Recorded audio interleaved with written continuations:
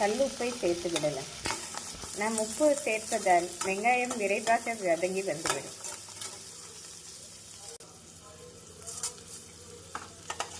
நாம் வெங்காயம் வதங்கவும் பூண்டை சேர்த்து விடலாம். இந்த அளவு வதங்கவும் பூண்டு, பச்சை மிளகாய் சேர்த்து விடலாம். ஃப்ரெண்ட்ஸ், நம் கத்திரிக்காய் புளிக்குழம்பு பாரம்பரியமாக செய்வதில் நாம் இஞ்சி சேர்க்க தேவையில்லை. பூண்டு மட்டும் போதுமானது. பூண்டும் வெங்காயம் நன்றாக வதங்கவும் நாம் நறுக்கிய தக்காளியை சேர்த்து விடலாம். நாம் இந்த சமயம் தக்காளி பழத்தை சேர்த்து விடலாம். நாம் தக்காளி சேர்த்து நன்றாக வெங்காயத்துடன் வதக்க வேண்டும். நன்றாக மசிந்து வரவும் நாம் கத்திரிக்காயை சேர்க்கலாம். நாம் இப்படி வெங்காயம் தக்காளி வதங்கும் போதுதான் நாம் கத்திரிக்காயை நறுக்க வேண்டும். நாம் கத்திரிக்காயை நறுக்கி சேர்த்து விடலாம். நாம் கத்திரிக்காயை இப்படி நீல வாக்கில் மெலிதாக நறுக்கியவுடன் வெங்காயத்துடன் சேர்த்து விடலாம்.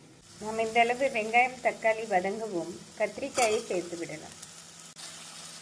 நாம் கத்திரிக்காயை சேர்த்து 1 நிமிடம் வெங்காயம் தக்காளியுடன் நன்றாக மிதமான தீயில் வதக்க வேண்டும்.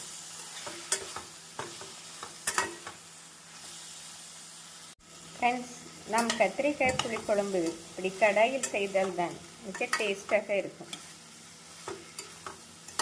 இதளவு வதங்கவும் நாம் 1 ஸ்பூன் மஞ்சள் பொடி, குழம்பு மிளகாய் பொடி 1 ஸ்பூன் சேர்த்து விடலாம்.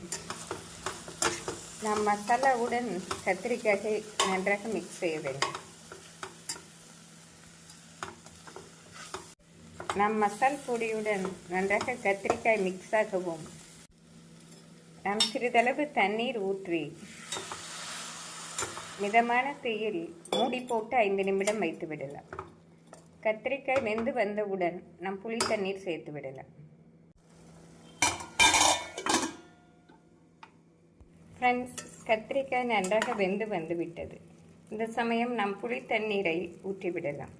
நாம் ஊற வைத்த புளியை நன்றாக கரைத்து கத்திரிக்காயுடன் சேர்த்து விடலாம். இந்த அளவு புளி தண்ணீர் சரியாக வரும்.